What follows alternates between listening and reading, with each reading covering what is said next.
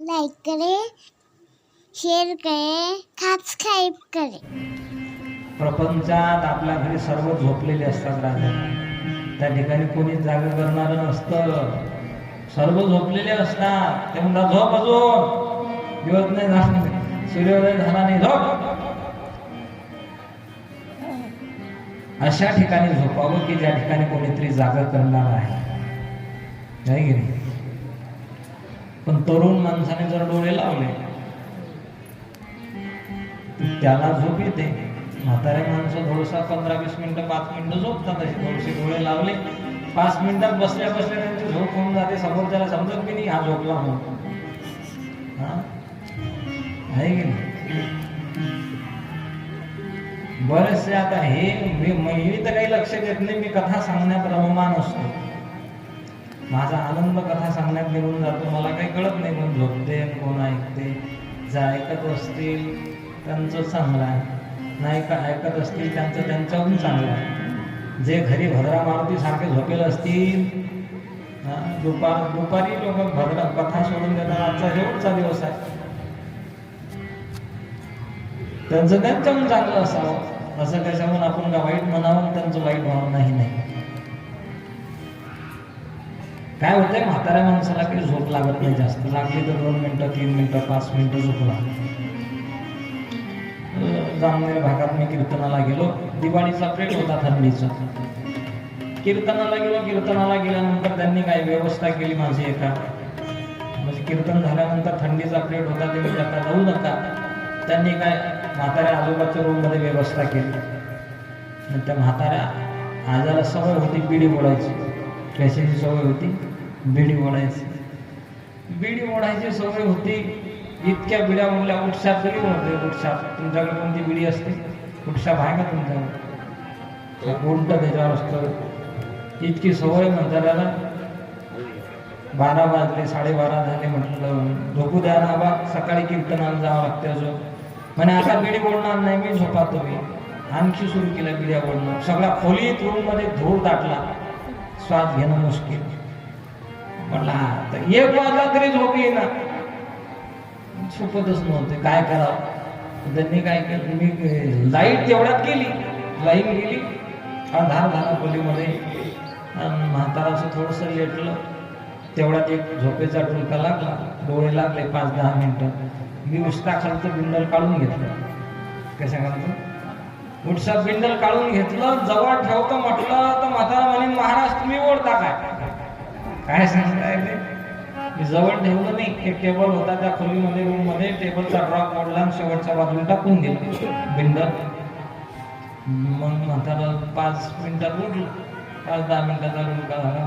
इकडे उस्ता खाली पाय बिंडल नाही, पायता खाली पाय बिंडल नाही, गादी खाली पाय बिड्याच नाही. आणि महाराजला काहीतरी कलाकारी केली. म्हणायची सोय नाही महाराजने. काय करावं सगळे कुठेतरी खोलीत ठेवल्या असतील म्हणे महाराज. सर्व खोली पाहायला सुरुवात केली. खोलीत अंधार होता. काय होता? अंधार होता. अंधारात काही दिसेना. टेबल होता ना, टेबल ड्रॉप उघडला होता. मी शेवटच्या बाजूला टाकून दिलं होतं. ते टेबल जवळ आलं ते नंतर उघडला ड्रॉप पण अलीकडच्या बाजूला हात टाकला. आणि अलीकडच्या बाजूलाच त्याच्या नातवाने त्याच्यात फटाके टाकलेले होते. काय होते? फटाके ठेवलेले होते. फटाके दिवाळीचा प्रेट होता. फटाके ठेवलेले होते आणि त्याच्यातला देवी छाप फटाका लागला म्हाताऱ्याच्या हातात. कोणता? एवढा जाडा असतो. कसा एवढा मोठा जाडा असतो, बोटा एवढा, पांढरा शुभ्र दिसतो थोडासा. काही देवीचं चित्र असतं त्याच्या. म्हाताऱ्याच्या हातात लागला. अंधार होता. असं दाबून पाहिलं. म्हाताऱ्यानं जाऊ दे म्हणे रे. उठशा पिढी गेली तर गेली. क्रिस्टाल हातात सापडली. काय झालं? क्रिस्टाल सापडली ना म्हणे. आता एकच मोडू, निवांत झोपून जाऊ. भिडी गिरी काय बिडी उठसा पिढ्या गेल्या टाकला ना फटाका म्हाताऱ्यानं तोंडात. त्याला काही वात नव्हती. वात जे वात असते ती वात नव्हती. वातीचं थोडं होतं थोडंसं असं थोडंसं. जसा तोंडात टाकला माशीची काळी उगवली. गारपेटीची काळी उगवता बरोबर ते लाल लाल चित्र दिसलं देवीचं. झिरे मिरे चष्म्यातून पाहायला लागलं म्हातारा. अरे हे बिडेवाले देवीचे चित्र कधीपासून टाकायला लागले? ते काळी उघडलेली जशी तशीच आहे. डोक्यात विचार चालू हे देवीचे चित्र, उंटाचं चित्र पाहतो मी पिढीवर, पण देवीचं चित्र कधीपासून आलं. पण जशी जशी वातीच्या जवळ जसं जसं ते मातीची काळी उघडलेली न्यायला लागलं ना, अचानक म्हाताऱ्याच्या लक्षात आला, रे दिवाळीचा प्रेट आहे, नक्कीच हा देवीचा फटाका असेल. जसं माचीची काळी समोर जवळ जवळ येताना तोंडातला फटाका त्या काळीच्या वर असं तोंडातून फेकला, फेकता बरोबर माचीच्या काळीची आणि फटाक्याची भेट झाली आणि डोळ्याच्या समोर फाटकन फटाका फुटला. काय झालं असेल? म्हाताऱ्याला 15 दिवस बोलता नाही आलं. फ फ फ फ फ फटाकाही सांगता येईल. त्याचा मुलगा म्हणे, महाराज तुम्ही काही जादूटोणा केला का म्हातारा? माझं म्हातारा 15 दिवस झाले बोलून नाही राहिलं. म्हटलं मला काहीच येत नाही भाऊ, हे सगळं बुड्याचाच म्हाताऱ्याचाच करा पराक्रम आहे हा, माझा नाही. म्हणजे काय झालं? म्हटलं फटाक्यासारखं काहीतरी फुटलं होतं, त्या ड्रॉप मध्ये फटाके ठेवले होते. म्हणे पोरांना बरोबर आहे, बिडी सुटून गेली ना, बिडीनी मोडली. म्हातारा म्हणे अशा कुठे बिड्या असतात का? काही करतात बिडेवाले, बिड्या बनवणारे लोक काही करून राहिले. बिड्यामध्ये कुठे दारू भरून राहिले फटाक्याची. काय म्हाताऱ्या माणसाला झोप नसते, झोप येत नाही. ज्याला व्यसन आहे त्याला तर येत असते. 10-15 मिनिटं झोप लागे, पुन्हा जायचं ते. पण कथा सुरू होते त्यावेळेला तुमचे चेहरा असे मस्त गुलाबाच्या फुलासारखे असतात. कथा सुरू होते त्यावेळेला, आणि कथा सुरू झाली 4:30-5:30 वाजले की तुमचे चेहरे जसे सूर्यफुलासारखे, सूर्यफुल कसे असतात बाकी कसे, तू कर वटवट आम्ही झालो निर्भर घट. सांगते घसा कोरडा होईपर्यंत सांगा आपण कथा.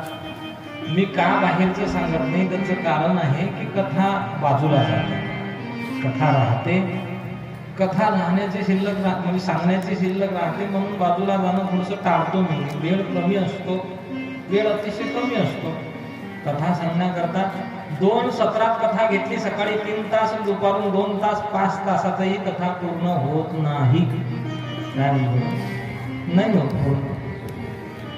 5 तास कथा केली दररोज तरी कथा पूर्ण होत नाही. 9 दिवस कथा केली तरी पूर्ण होत नाही. तुम्ही म्हणा तू सांगशील बाप्पा 12 महिने आम्ही काय ऐकत बसा. तू आहे रिकामा, आम्हाला काम आहे. हा, इस गाव तीस गाव भिकारे को 40 गाव. या गावून झाली की कथा दुसऱ्या गावला, दुसऱ्या गावून झाली तिसऱ्या गावाला चालतो राहते तुझं. तसं नाही. काही क्षण असतात आयुष्यातले, ज्या भगवंताने आपल्याला हा नरदेह दिला. आपण विचार करा, त्या भगवंताच्या आपल्यावरती खूप मोठे उपकार आहे. त्या उपकारातून, ऋणातून उपकाराच्या भगवंताच्या उत्तीर्ण होण्याकरता आपण कथा श्रवण करावी. सांगण्याचं तात्पर्य माझं हेच आहे. सांगत होतो मी, ते कांदळा होता, त्याला गावाच्या बाहेर पडायचं होतं. हा विषय चालू होता. गावाला सर्व भिंत होती, एकच दरवाजा होता. एकाला विचारला त्याने रस्ता की मला गावाच्या बाहेर जायचं आहे, रस्ता सांग. त्याने सांगितलं हे पूर्ण गावाला भिंत आहे, एकच दरवाजा मोठा. भिंतीला हात लावत लावत लावत दरवाजाच्या जवळ जायचं आणि दरवाजाच्या बाहेर पडून जायचं. गावाच्या बाहेर तू निघून जाशील. त्याने ते लक्षात ठेवलं. त्याने काय केलं, भिंतीला हात लावत लावत लावत तो आंधळा नेमका दरवाजाच्या जवळ आला. आणि त्यावेळेला त्याला खरूज होती, खरूज. त्याने हात भिंतीचा काढला आणि हात हलवायला सुरुवात केली. तो दरवाजा मागे पडून गेला. त्यानं चालणं चालूच ठेवलं. पुन्हा भिंतीला हात लावला, पुन्हा भिंतीला हात लावत लावत पूर्ण गाव फिरला. विचार करतो की अजून कसं काय नाही आलं, कसं काय दरवाजा नाही आला, कसं काय दरवाजा नाही आला. विचार करतो. पुन्हा दरवाजाच्या जवळ आला, पुन्हा खाजवायची हुक्की आली त्याला. पुन्हा खाजवायला सुरुवात केली. दरवाजा मागे पडून गेला. पुन्हा पूर्ण भिंत फिरला. हे कोणाची गोष्ट आहे, त्याची नाही, ही आपलीच आहे. आपलंही तसंच आहे राजा.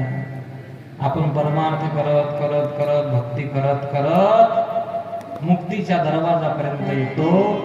आणि मुक्तीच्या दरवाजापर्यंत आलो रे आलो की आपल्याला नेमकी विषयाची खरूज होते.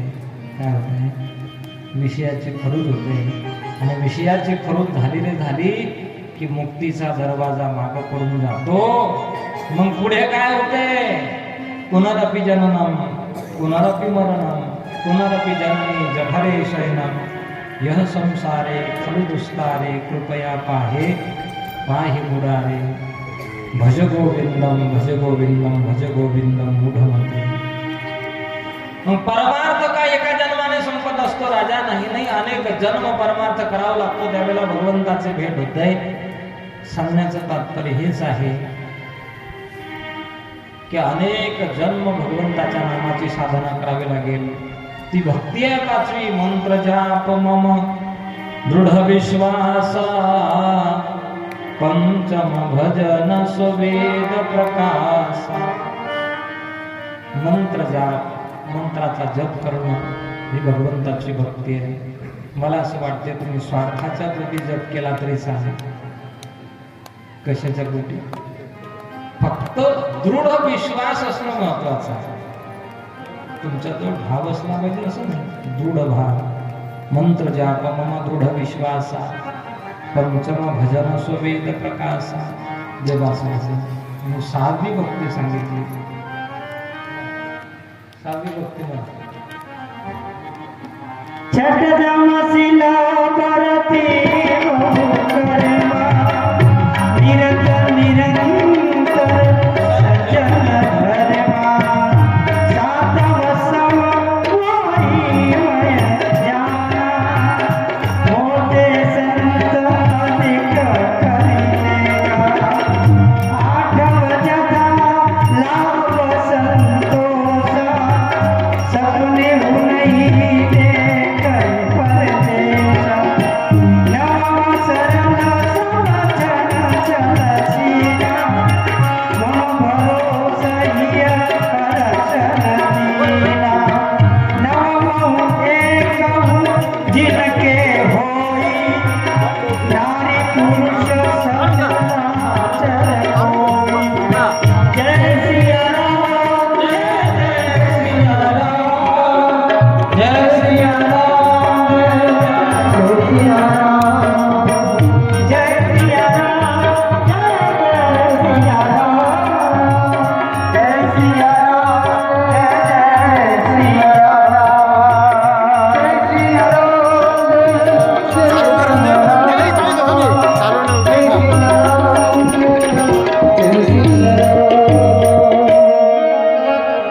एक एक एक एक भक्ती करता भगवंताने नवविधा भक्तीचं वर्णन केलं. तेवढं सांगण्या विस्तार करण्याकरता आपल्याला वेळ नाही. शबरी मातेची भेट घेऊन भगवान पुढे निघाले. ऋषिमुख पर्वताच्या पायथ्याशी आले. ऋषिमुख पर्वतावरती सुग्रीव राहत होता. ऋषिमुख पर्वताच्या पायथ्याशी आल्यानंतर सुग्रीवाने भगवंताला बघितलं. हनुमंतरायला सांगितलं की जा, कोण आहे पाहून ये. हनुमंतराय पर्वताच्या खाली आले आणि विचारलं तुम्ही कोण आहात? कोण आहात तुम्ही?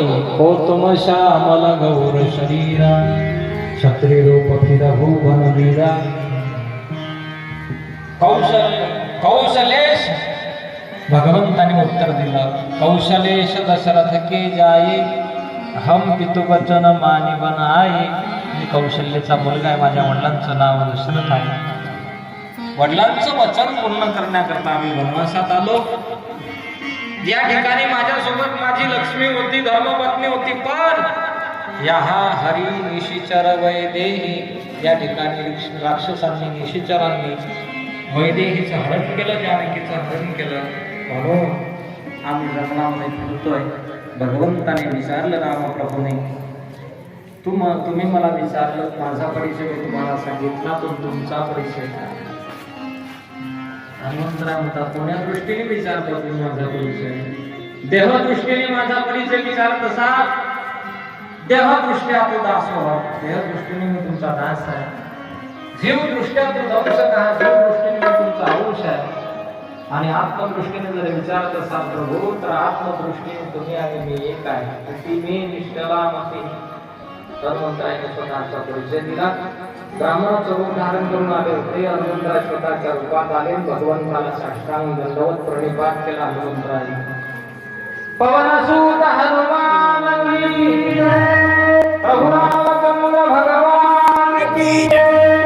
नाम घेता तुझी राघवा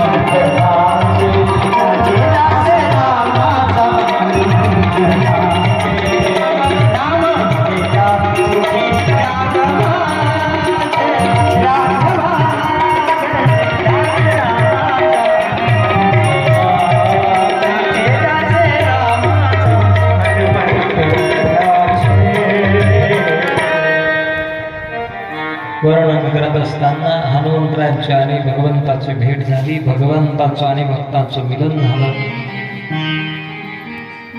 रामकथेचे सर्वात मोठे वक्ते, सर्वात मोठे श्रोते हनुमंतराय. ज्या कोण्याही ठिकाणी रामकथा चालू असू द्या, कोण्याही ठिकाणी त्या ठिकाणी हनुमंतराय येतातच. सकारात्मक सांगतो, काय म्हणतो, हनुमंतराय त्या ठिकाणी येतातच. हे मी नाही सांगत, तुलसीदासजी बाबा सांगतात.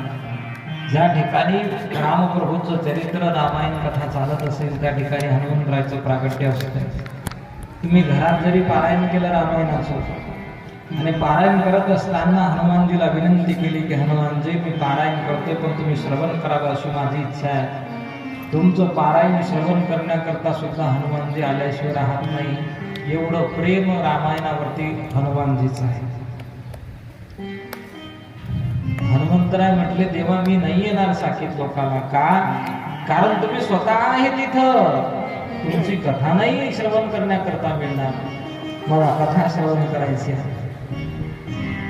अनेक प्रकारे कथा या ठिकाणी सांगितल्या जाते. सुग्रीवाच्या जवळ भगवंताला नेलं. सुग्रीवाचं दुःख ऐकून घेतलं भगवंताने. भगवंताने सांगितलं एका बाणात मी वालीला समाप्त केल्याशिवाय राहणार नाही. ठीक आहे, समाप्त करण्याचं ठरवलं. निघाले एकदा सुग्रीवाचं वालीचं रूप सारखं होतं म्हणून भगवंताने बाण मारला नाही. पुन्हा युद्ध करण्याकरता ललकारा दिला. सुग्रीवाने पुन्हा युद्ध करण्याकरता वाली आला आणि त्यावेळेला भगवंताने झाडाच्या आडून बाण मारला वालीला. वाली धाराशाही पडला आणि त्यावेळेला वाली म्हणतो देवा हा तर अन्याय केला तुम्ही. धर्म हेतू अवतरे हो साही मारही मोही व्याध की नाही. धर्माचं रक्षण करण्याकरता तुमचा अवतार होत असतो आणि मला व्याधासारखं मारलं तुम्ही. झाडाच्या खोडाच्या आळे लपले तुम्ही, तिथून बाण मारला मला.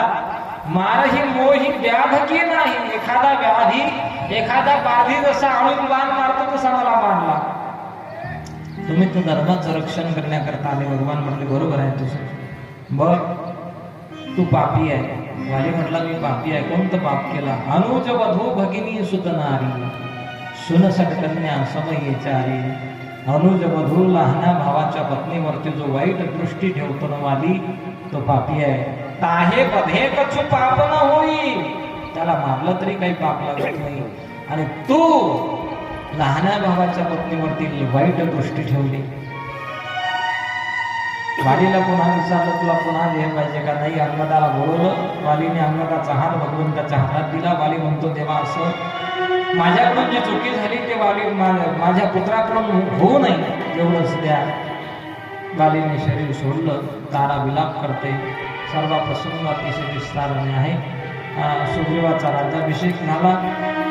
काही जो पावसाळ्याचा वेळ होता 3-4 महिने विष्णू पर्वतावरती भगवंताने वास्तव्य केलं. सुग्रीवाला बोलवलं, 4 तुकड्या 4 दिशेकडे पाठवल्या सीतामातेचा शोध करण्याकरता. दक्षिण दिशेकडे जी तुकडी आली होती त्याच्यात हनुमंतराय होते, जांबवंतराय होते. समुद्राच्या काठावरती आले. जटायूचा भाऊ होता संपाती. संपातीचे जळून पंख खाग झाले होते. पंखाचे जळून खाग झाले असताना जे गीध पक्षाची नजर आहे, जटायूची किंवा संपातीची जे नजर होती ते 100 योजन पलीकडचं पाहू शकत होते. मग संपातीला एका उंच पर्वतावरती नेलं. संपातीने पाहिलं, रावणाची त्रिकूट पर्वतावरची लंका दिसली, अशोक वाटिका दिसली, त्यामध्ये सीता मातेचं दर्शन संपातीला झालं. संपाती म्हणतो तिथं जानकी मातेला रावणाने ठेवलेलं आहे. आता ही ठळक बातम्या सांगू राहिलो तुम्हाला. हा, ठळक बातम्या ऐकलेल्या तुम्ही टीव्हीवर, फास्ट ठळक बातम्या. आता आपल्याला फक्त ताकापुरतं रामायण बोलायचं. कशाचं? ताकापुरतं. नाहीतर कथा लय चांगली झाली, जास्त वेळ सांगली की लोक म्हणतात महाराजांना चांगलं सांगलं पण टाईम जास्त घेतला. काय झालं? तो काय सांगतो याच्याकडे नाही लक्ष दिलं. लोक महाराजांना टाईम जास्त घेतला, वेळ जास्त झाला, लवकर सांगायला पाहिजे होतं. असंही घडते कधी कधी. समुद्राच्या पायथ्याशी आले आणि पायथ्याशी आल्यानंतर कोण जाईल 100 योजन पलीकडे कोण जाईल. जामवंताने मीटिंग भरवली आणि मीटिंग भरवल्यानंतर त्या ठिकाणी सर्वच्या सर्वांना उभं केलं. कोण जाईल रे 100 योजन पलीकडे जायचा? एक म्हटला जामवंतजी मी जाऊ शकतो, पण किती योजन? 50 योजन जाऊ शकतो. जामवंत म्हटले बस खाली, का जाऊन बुडून मरतो समुद्रात? 100 योजन समुद्र पलीकडे जायचं आहे. दुसरा म्हटला मी जाऊ शकतो पण परत येईल याची गॅरंटी नाही. अंगदाने सांगितलं, कारण अक्षय नावाचा मुलगा मला आळकाठी घालू शकतो. मग कोण जाईल? हनुमंतराय बाजूला उभे होते. कैरी शिपती सुनू हनुमान काठ पसारी रे बलवाना. पवन तनय बल पवन समाना. बुद्धि विवेक विज्ञान निधाना. बुद्धि विवेक विज्ञान निधाना.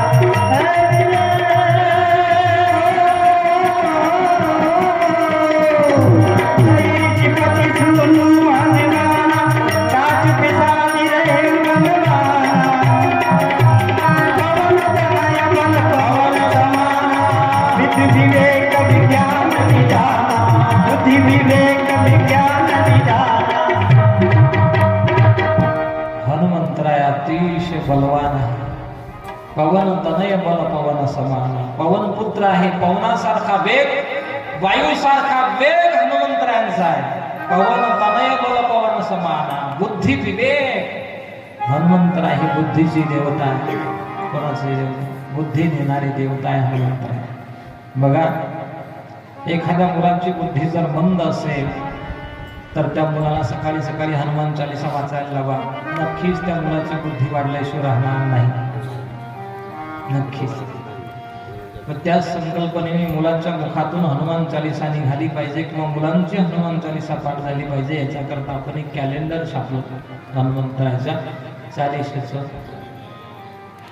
आणि एक जे माता वडिलांचे उपकार आपल्या कितीवरती असतात, आपल्यावरती वडिलांचे उपकार खूप असतात. वडिलांच्या ऋणातून मुक्त कसं व्हावं किंवा वडिलांचे आपल्यावरती किती मोठे उपकार असतात याचीही एक कविता लिहून एक कॅलेंडर छापलेलं आहे. पण ज्या दिवशी आलो त्या दिवशी मलाच आठवण नाही राहिली आणायची.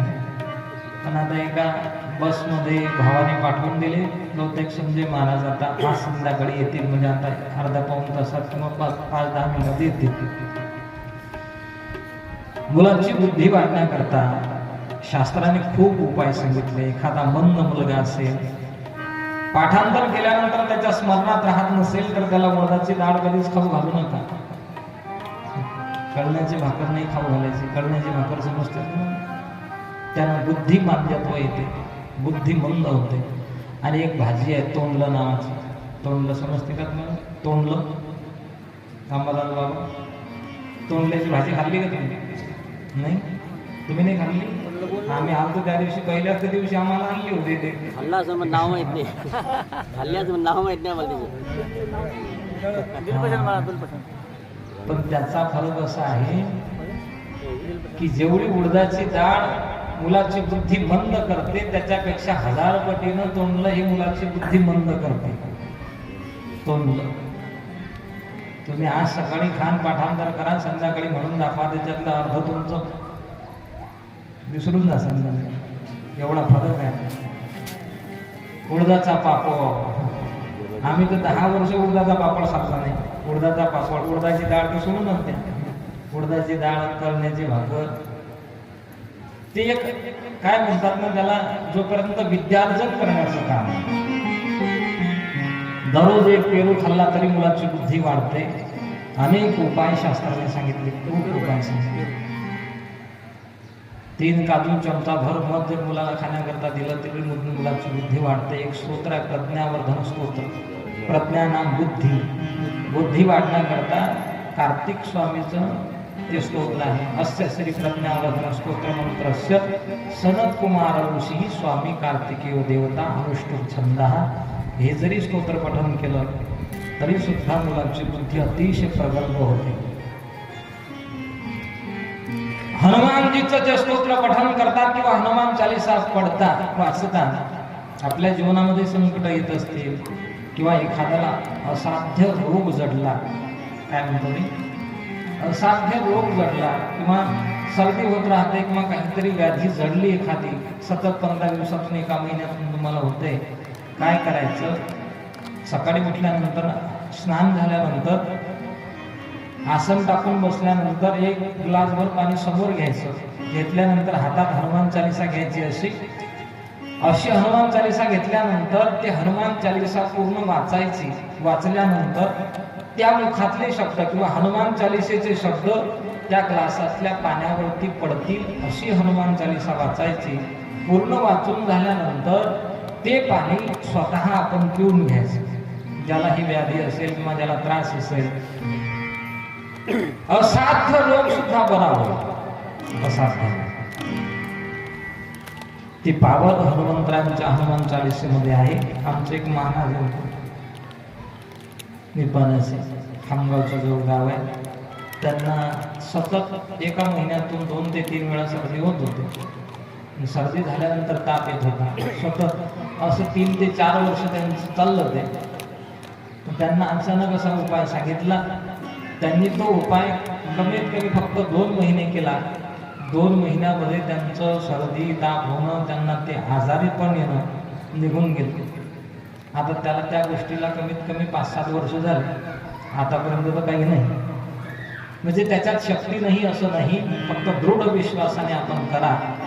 हनुमंतराय हे अतिशय बुद्धी देवता आणि आपल्या जीवनातली संकट हरण करणारी देवता आहे. संकट मोचन म्हणतात हनुमंतराय. ग्रामदेवता आहे, ग्रामदेवता. गावावरती आलेलं संकट निरसन करणं हे हनुमंतरायांचं काम आहे. किंवा पहिले काय होत होतं, गावाच्या बाहेर हनुमंतरायाची स्थापना होत होती. म्हणजे आताही गावाच्या बाहेरच आहे, पण गावच पुढे गेलं. काय करतात त्याला, म्हणजे गाव इकडेच होतं ना पहिलं तुमचं, इथून पासून इकडेच होतं ना, इकडे. म्हणजे गावाच्या बाहेर हनुमंतरायाची स्थापना होती. म्हणजे प्रत्येक गावाच्या बाहेर रामदास स्वामीजीची स्थापना त्यावेळेला केलेली आहे. हनुमंतरायांची पवन तनय बल पवन समाना, जामवंतजीने स्तुती केली. अतिशय विशाल रूप हनुमंतरायांनी धारण केलं. हनुमंतराय म्हणतात, काय म्हणायचं आहे बाबा तुम्हाला? काहीच नाही. हनुमंतराय समुद्राच्या पलीकडे जायचं. राममुद्रिकादिगे हनुमंतराय निघाले. मध्यंतरी सुरसा राक्षसीन भेटली. तोंडात घुसले, कानातून बाहेर पडले. मैनाक नावाचा पर्वत भेटला. तो म्हटला माझ्यावर विश्रांती करा. हनुमंतराय म्हटले जोपर्यंत राम कार्य होत नाही तोपर्यंत माझ्या जीवनात विश्रांती नाही. लंकेच्या द्वारावरती एक लंकिनी पहारा देत होते. पहारा देत असताना हनुमंतरायाने अतिशय सूक्ष्म रूप धारण केलं. मच्छक समान रूप कपिधरी, मच्छराप्रमाणे. उद्या बाबा काल आहे मच्छराप्रमाणे मच्छक समान रूप कपिधरी घुसले लंकिनीने तरी पकडलं हनुमंतरायला. एकानं मला प्रश्न विचारला होता, म्हणजे हनुमंतरायनं जर मच्छराप्रमाणे रूप धारण केलं होतं, राम नामाची अंगठी मुद्रिका दिली होती, ती मुद्रिका अंगठी कुठे ठेवली होती? अंगठी का मच्छरापेक्षा मोठीच असते? पण सत्ययुग होता. सत्ययुगात कालाची गणना माणसाचं आयुष्य जास्त होतं, कलियुगात तेवढं आहे का? नाही. तसं सत्ययुगात माणसाच्या शरीराची उंची 21 हात होती. किती होते? 21 हात. सत्ययुग संपला, त्रेता लागला, त्याच्यातले 7 हात कमी झाली, 21 मधली 7 गेली, किती राहिली? 14 हात. त्रेता संपला, द्वापार युग लागला, त्या द्वापार युगामध्ये भगवान श्रीकृष्णाचा अवतार झाला. द्वापार युगामध्ये 14 मधली आणखी निम्मे कमी झाली, किती राहिली? 7 हात. द्वापार संपला, कलियुग लागला, कलियुगामध्ये त्या 7 मधली आणखी निम्मे कमी झाली. किती उंची आहे माणसाची आता? 3.5 हात आहे की नाही? मग त्रेतायुगात जर माणसाच्या शरीराची उंची 14 हात असेल, तर मच्छर का कलियुगातले गेले असतील का? मरण कलियुगातले ते कलियुगात, त्रेतायुगातले ते त्रेतायुगात. त्रेतायुगात 10,000 वर्ष, 11,000 वर्ष, 15,000 वर्ष माणसं जगत होते. आता आहे का? आता 40-50 झाले की बा नाही उतरले तुम्ही. तुमचं जर तिकीट पुढे काढलेलं नसलं तर टीसी, तुम्ही जर रेल्वेने प्रवास केला पुढच्या स्टेशन पर्यंत तुमचं तिकीट नाही तर टीसी गच्चे धरून झाला, भाई पुढचं तिकीट नाही तुमचं. तसंच आहे, यमाचंही तसंच आहे. लंकिनीची भेट झाली. लंकिनीने पाहिलं आणि विचारलं, चोरा कुठे चालला? हनुमंतराय म्हणतात, मी चोर आहे. चोर दिसतो का तुला? सर्वात मोठा चोर तो तुझा राजा आहे. लंकिनी म्हणते, तू चोर आहे. चोराला खाणं माझा स्वभाव आहे. अनेक प्रकारचे भाव आहे. लंकिनीच्या मस्तकावरती मुष्टीचा प्रहार केला हनुमंतरायने, आणि मुष्टीचा प्रहार केल्यानंतर लंकिनी म्हणजे तुम्ही मारुती बुवा आहे काय? का लंकिनीने काढलेले शब्द आहे. लंकिनी म्हणते, सत्संगाचा प्रभाव किती मोठा असतो. काही क्षणाची संगती हनुमंतरायची केली, लंकिनीचा स्वभाव बदलून गेला. बुद्धी इथं राहते ना, चोराला आणि साधूला ओळखू शकले नाही म्हणून मुष्टीचा प्रहार डोक्यावरती केला. अनेक प्रकारे भाव संत महात्म्यांनी सांगितला. एका बाजूला स्वर्गात राहणाऱ्या व्यक्तीचं पुण्य पकडलं, दुसऱ्या बाजूला संत संगती करण्याचं पुण्य पकडलं, तर दोघांची तुलना एकच आहे. धैर्य तुला एक प्रवेश केला लंकेमध्ये. लंकेमध्ये राहणारे सगळेच निशाचर राक्षस होते, पण सर्व घर जे होते त्याचा आकार मंदिराप्रमाणे होता. मंदिर प्रतिकरी शोधा. ते हनुमंतरांना वाटलं मंदिर दिसतात सगळे देव असतील. नाही, आकार होता देव फक्त मंदिरासारखा, पण राहणारे राक्षस होते. एक घर दिसलं, त्याच्यावर राम प्रभूचे धनुष्य एका बाजूने दिसले, दुसऱ्या बाजूने भगवंताचा चाव दिसला, भगवंताचे छापा दिसल्या, आणि त्या घरातून ध्वनी ऐकायला आली, श्रीराम जय राम जय जय राम. आणि त्यावेळेला हनुमंतराय विचार करतात, सगळी लंका नगरी ही दुर्जनाची आहे, एकटा कोण मुक्त आहे? कळी वाजवली, ब्राह्मणाचं रूप धारण केलं, कळी वाजवली. विभीषणाला विचारलं, तुम्ही एकटे कसे काय भजन करता, कसे राहता लंकेमध्ये? विभीषणाने उत्तर दिलं, 32 दाताच्या आत जीभ जशी राहते ना तसं मला राहावं लागतं. कशी? 32 दाताच्या आत जीभ नम्रतेने राहते. कशी राहते? नम्रतेने राहते. जीभीचं दातातच भांडण झालं एकदा. दात दंत कहे जीभ को, हम 32 तू अकेली माय. आम्ही 32 आहोत. किती दात किती आहे माणसाला? किती असतात दात माणसाला? 32. मी बैलाला नाही विचारत, माणसाला विचारलं किती असतात? 32. सगळे आहे का? मग सर्वले कोणाला 31, कोणाला 28, कोणाला 15, कोणाला 30. आता माझा तर एकही दात पडला नाही, पण मला 31च आहे, म्हणून मी तुम्हाला विचारलं. मग आपला आपला पेपर आपण तपासायचा, कोणाला 31 असतील, कोणाला 32 असतील, कोणाला 33 असतील. हजार एखाद्याच्या दादाने राजीनामा दिला असेल. आमच्या जगतापमध्ये दादाने राजीनामा दिला. जेवण करायला बसले की लवकर उठतच नाही. आम्ही म्हणतो उठा आता, पण ते म्हणतात दातच पडले ना मागचे. जे समोरचे दात असतात ते पटाशी म्हणतात, बाजूचे दात असतात त्याला उपपटाशी म्हणतात, त्याच्या बाजूचे दात असतात त्याला दहाड म्हणतात, त्याच्या बाजूचे जे दात असतात त्याला अक्कल दहाड म्हणतात. म्हणजे काय? अक्कल दहाड. अक्कल दहाड कधी येते माणसाला? कधी येते? कधी कधी लग्न झाल्यावर येते. कधी येते? लग्न झाल्यावर येते. त्याला अक्कल कोण शिकवते? दहाड घरात आणली रे आणली की ते दहाड घरात आणल्यावर अक्कल शिकवते. कोण समजून चालायला आता अक्कल दहाड आली. मग ती दहाड समजलं तुम्हाला? बरं, शेवटी चाणक्य हुशार.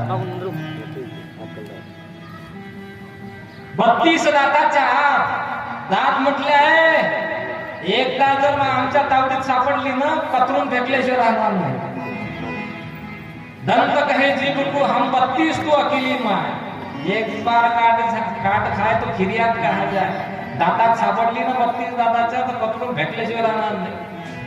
जीभ म्हटली बरोबर आहे रे तुमचं, मेजॉरिटी तुमची जास्त आहे, तुमची लोकसंख्या जास्त आहे, बरोबर आहे तुमचं. पण लक्षात ठेवा, एकदा जर वाकडी चालली ना मी, एकदा जर वाकडी चालली, दुसऱ्या माणसाला जर एकदा मी शिव्या दिल्या, मग तुमची 32 बाहेर निघते. जीभ कहे दंत को तुम 32 माय अकेली माय, एक बार टेढ़ी चल तू 32 ही गिर जाए.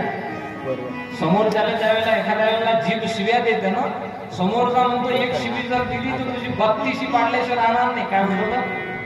शिव्या कोण देते? दात देतात का? नाही, जीभ देते. तरी ताव त्याचा, राग त्याचा जिभेवर नसतो, दातावर असतो. जीभ तशीच म्हणते, मूर्खा तुम्ही, तुम्हाला माहित नाही, जे नम्रतेनं राहतात ना ते शेवटपर्यंत राहत असतात, आणि जे अक्कलपणे राहतात त्यांचा शेवट लवकरच होत असतो. अक्कल नसावी. पूर्ण संभाषण त्या ठिकाणी हनुमंतरायचं आणि विभीषणाचं झालं. पत्ता सांगितला. जानकी मातेची भेट झाली. जानकी मातेला नामाची मुद्रिका दिली. ओळख पटली. अक्षय नावाचा मुलगा आला. अक्षय नावाच्या मुलाला मारून टाकलं. पुन्हा इंद्रजित आला. इंद्रजिताने ब्रह्मास्त्रामध्ये नागपाशामध्ये बांधून घेतलं. हनुमंतराय आले आणि हनुमंतराय आल्यानंतर हनुमंतरायच्या वेळेला त्या ठिकाणी सभेमध्ये आणलं गेलं, बांधलेलं आहे. हनुमंतरायला वाटलं की आता काय करावं, पूर्ण काय करावं. हनुमंतरायचा आणि रावणाचा संवाद होता. पूर्ण समजून सांगितलं. रावणाने ऐकलं नाही. रावण म्हणतो याचा अंगभंग करा. पण कोणता अंगभंग करा? मग हनुमंतराय हुशार होते. हनुमंतरायने काय केलं? हनुमंतरायच्या बाजूने कोच होती शेपटी. ते शेपटी धरायची. हनुमंतरायने त्याचाच मुका घ्यायची, पप्पी घ्यायची. कोणाचा? शेपटीची. रावणाला कळालं की याचं जास्त प्रेम कशावर?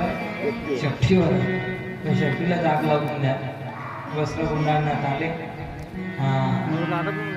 आणि रावण ज्यावेळेला अग्नी पेटवण्याकरता पुढे आला, रावणाची दाढीच जाळून टाकली हनुमंतरायने. हनुमंतराय उठले. प्रत्येक घर हनुमंतरायाने जाळलं. लंका जळाली. फक्त एक विभीषणाचं घर सुटलं. सज्जन होता, वैष्णव होता. सर्वांचे घर जळून गेले. हनुमंतराय तिथं आले. जानकी मातेचा चूडामणी घेतला. हनुमंतराय निघाले. भगवंताच्या जवळ गेले. भगवंताला सर्व वृत्तांत सांगितला. सर्व लोकांना घेऊन, वानरांना घेऊन समुद्राच्या काठावरती आले. विभीषणाने समजून सांगण्याचा प्रयत्न केला. विभीषणाने ऐकलं नाही. मम पुर बसित तपस्वी प्रीती छटबिलो जायती नाही कहून येती. रावण म्हटला, नगरात राहतो, माझ्या तपस्व्यावर प्रेम करतो. मम पुर बसी तपस्वी प्रीती छटा मिलू जाई ती नाही कहून ती नगरात राहतो माझ्या रामावर प्रेम करून राहिला. खुशाल माझ्या गाडीत फिरतो प्रचार दुसऱ्याचा करतो, प्रचार दुसऱ्याचा करतो, वोटिंग तिसऱ्यालाच करतो. असं होते की नाही? पूर्ण त्या ठिकाणी विभीषणाने सोडून दिलं. भगवंताची भेट झाली विभीषणाची आणि भगवंताचं मिलन झालं. विभीषणाला अगोदरच राज्याभिषेक करून टाकला भगवंताने. विभीषण म्हटला नाही रावण मेला कदाचित तुम्हाला शरण आला. भगवान म्हटले काळजी नको करू विभीषणा. विभीषण आयो, विभीषण शरण आयो कियो लंका दान, ये सुनकर रावण शरण आयो करूंगा अयोध्या दान. अयोध्येचं राज्य अजून खाली ते तुला रावणाला देऊन टाकेल, चिंता करू नको. समुद्राच्या काठावरती आले. रामेश्वर लिंगाची स्थापना भगवंताने केली आणि समुद्रावरती भगवंताने सेतू बांधण्याकरता सुरुवात केली. राम नाम आधार जिने हो, राम नाम आधार जिने जल में राम जाते, कर कृपा राम करे कर भी कर जाते, जिन कर कृपा राम राम लक्ष्य है राम सिद्धि, राम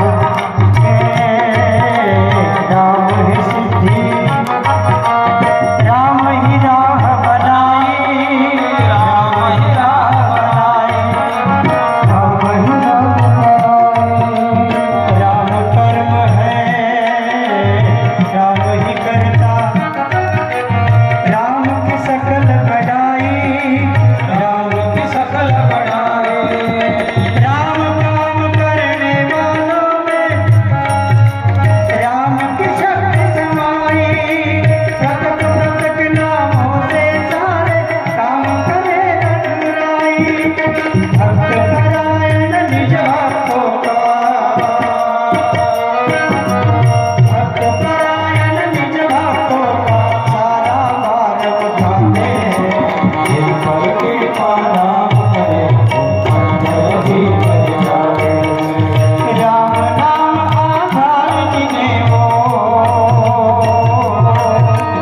राम नाम आधार जिने हो, जल में राह बनाते हैं, जिन पर कृपा राम करे वो पत्थर भी पिघल जाते, कृपा राम करे पत्थर भी पिघल जाते। राम नाम आधार जिने वो जल में राह बनाते हैं. राम नाव लिहायचं, दगड पाण्यात टाकायचं, तू तरायचा. ज्या भगवंताचं नाव दगडाला तारू शकते ते आपल्याला का तारणार नाही? काय म्हणतो मी? जे भगवंताचं नाव दगडाला तारू शकते ते आपल्याला का तारणार नाही? आपण तर चेतन आहोत, आपल्याला तर भगवंताचं नाव घेता येते. सेतू तयार केला, वेळ फार कमी आहे. सेतू तयार केला, भगवान पलीकडे गेले. पलीकडे गेल्यानंतर युद्ध सुरू झालं. कुंभकर्णाला उठवण्याचा प्रयत्न केला, कुंभकर्णाला उठवलं. युद्धाला सुरुवात झाली. कुंभकर्ण सर्वचे सर्व एक एक एक एक करता राक्षसांचा संहार भगवंताने केला. शेवटी रावण डायरेक्ट आला तो रावण आला. रावणाने युद्ध करायला सुरुवात केली. रावणा भगवंताकडून रावण मरत नव्हता. विभीषणाने सांगितलं की प्रभू, रावणाच्या नाभीमध्ये अमृत कुप्ती आहे, जोपर्यंत तुम्ही ती शोषून घेणार नाही तोपर्यंत रावण मरणार नाही. भगवंताने एक बाण नाभीवरती सोडला, त्या अमृत शोषून घेतलं आणि रावणाकडे बाण सोडला आणि त्यावेळेला रावण अमृत कुपी शोषता बरोबर कहा हतौ राम, हा शेवटचा शब्द राम नामाचा उच्चार केला आणि रावण हा धाराशाही पडला. प्रभू रामचंद्र भगवान की जय. राम शब्द उच्चार करून रावण धाराशाही पडला. भगवंताने सांगितलं रावण काही नीती समजून सांगणार आहे, लक्ष्मणाला तू जाय. लक्ष्मण तिथे गेले, काही नीती समजून सांगितल्या. संसार हा प्रपंच कोणाची इच्छा पूर्ण करू शकत नाही. अनेक प्रकारे नीती समजून सांगितली आणि त्यावेळेला जानकी मातेची सुटका तिथून झाली. जानकी मातेची अग्निपरीक्षा झाली. अग्नीतून खरं स्वरूप जानकी मातेचं बाहेर आलं.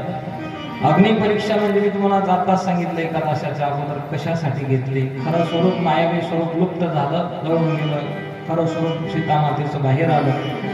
पुष्पक विमानामध्ये भगवान बसले, अयोध्येला आले.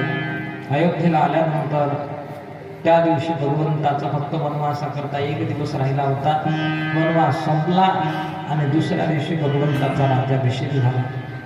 राज्याला सिंहासनावर होते रामप्रभू, सीतामाता बसले आणि सीतामाता बसल्यानंतर त्या ठिकाणी पुढे कागभूषणजी महाराज आणि गरुड भगवंताचा संवाद पुढे उत्तरकांडात तुळशीदासजी महाराजांनी सांगितला.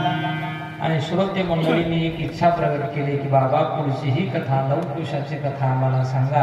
लवकुशाची थोडक्यात कथा तुळशीदासजी बाबांनी सांगितली.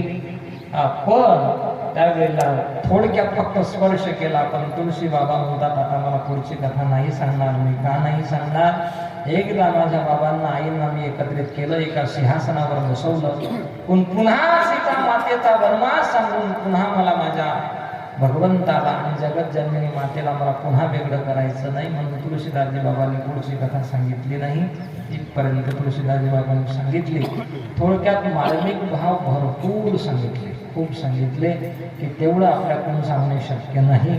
कोणीही इथं बसण्याकरता कितीही मोठा विद्वान बसला तरी त्याच्याकडून भगवंताचं चरित्र पूर्ण सांगणं हे शक्य नाही. तुमच्या गावामध्ये 7 दिवस मला रामप्रभूचं चरित्र सांगण्याचं सौभाग्य प्राप्त झालं. आपल्या या गावातील हरिभक्तपरायण आदरणीय संजयजी महाराज भालके आणि हरिभक्तपरायण आदरणीय परमपूज्य भाऊराव बाबा भालके हे पाडळीला तिथं कार्यक्रमाला होते. त्यांनी कथा श्रवण केली, म्हणजे ऐकली थोडी, इतकी नाही ऐकली. भाऊराव बाबा इथं बसून जेवढी ऐकली भाऊराव बाबा तिथं तेवढी ना, थोडं काय म्हणतात ना ते भाताची परीक्षा शितावून होते तसे परीक्षक माणसं आहेत. म्हणजे जयराम बाबाच्या वेळेस भाऊराव बाबा आळंदीत होते. म्हणजे त्यांची तपश्चर्या, त्यांची साधना, ज्ञानेश्वरीवरची साधना खूप मोठी आहे. म्हणून त्यांच्या चरणावरती माझं नतमस्तक आहे. मी खूप प्रयत्न केला की कथा पुढे गेली पाहिजे, पुढे गेली पाहिजे, पण ते स्टॉप लागत होते. कथेच्या व्यतिरिक्त बाहेर सांगण्याचा मी खूप टाळलं, बाहेरचं सांगितलं नाही. पण तरीसुद्धा आता पहिले ज्यांनी मला इंजेक्शन दिले होते, आमचं गाव म्हणजे श्रोत्यांसाठी चाणक्य श्रोते. पण मी पाहिलं की दिवसाही तुमच्या गावातले श्रोते झोप घेतात. ही परिस्थिती खरी आहे. म्हणजे दुसऱ्याने सांगितलं मी ऐकलं असं नाही. काही काही मावशाला खुशाल झोप घेत होता. पण त्यांचेही आभार आहे, कारण इथं जर येऊन बसल्या नसतात वक्ता तो वक्ता नव्हे श्रोते. मी पहिले सांगितलं झोप आली तरी इथं येऊन बसायचा कोणी अपमान नाही करणार तुमचा की तुम्हाला झोप का आली. नाही, सर्व मंडळीचे या ठिकाणी बघा ऑर्गनवरती जे बसलेले आहे भक्तपरायण गोरखदादा वाडेकर, अतिशय सुंदर दादांचा हात पेटीवरती हार्मोनियमवरती तयार आहे, गाणं तयार आहे. अतिशय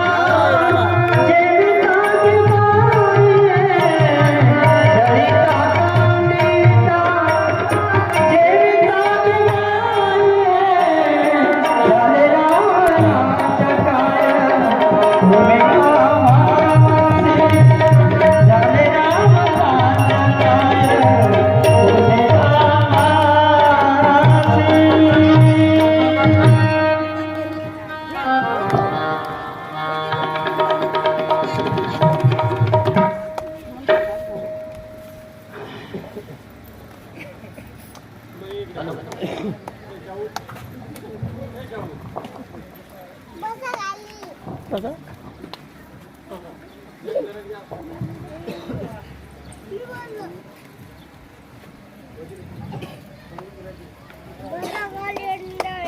राम थोडं थांबा आरतीवाली थांबा मागं थांबा थोडं थांबा. आज आपल्या अखंड हरिनाम सप्ताहाची आज रामायणाने हा शेवट होत आहे आणि सांगता आहे. बऱ्याच दिवसापासून 2 वर्षापासून असा असा वाईट प्रसंग कोरोनाच्या मुळे गेल्या वर्षी या दिवसात अशी भूमिका होती.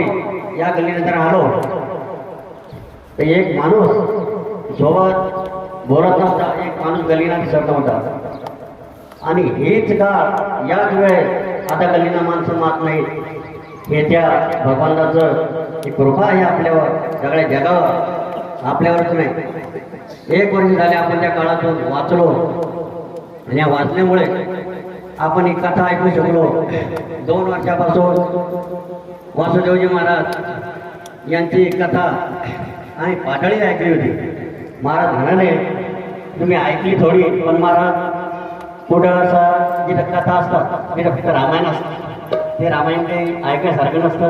आणि सकाळी 4:30 ते 11-12पर्यंत आमची बैठक असते आणि दुपारून रामायण ऐकल्या 3 वाजेपर्यंत मी आराम करत असतो जेवण झाल्यानंतर. आणि काही करत चिंतन थोडं करत असतो. पण तिथं तुमची रामकथा समोर एक बिल्डिंग होती, त्या बिल्डिंगवरही होतो. 3 वाजता मी आलो, तुमचे शब्द अंतःकरणात रुचले आणि तिथं दारी बसून दररोज कथा ऐकली. तुमचे वाक्य माझ्या डायरीवर लिहिले ते बरं का.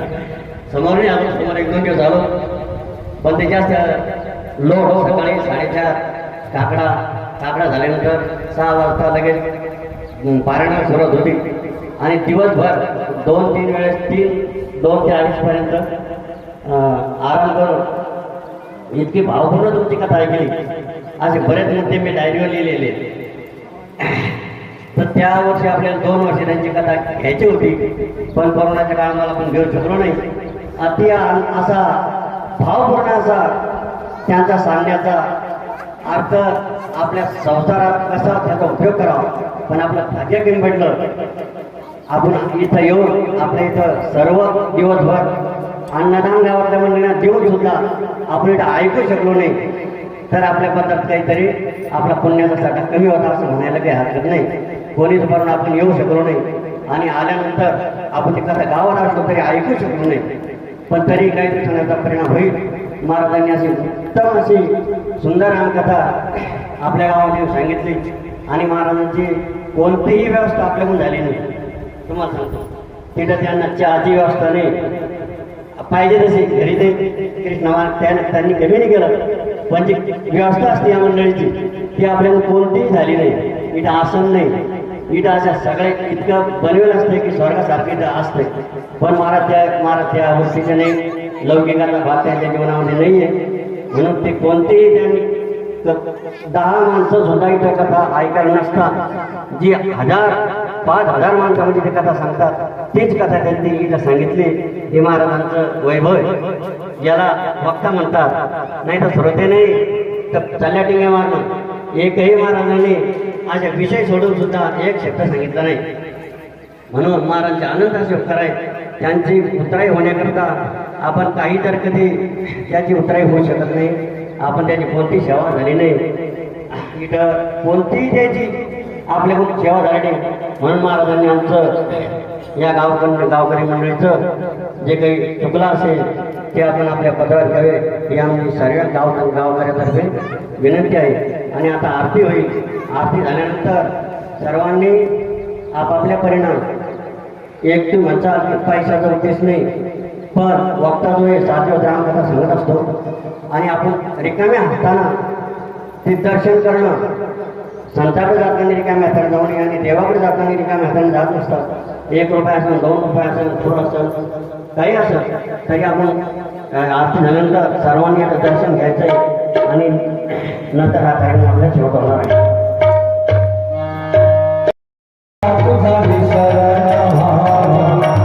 शरण भावा तुझा शरण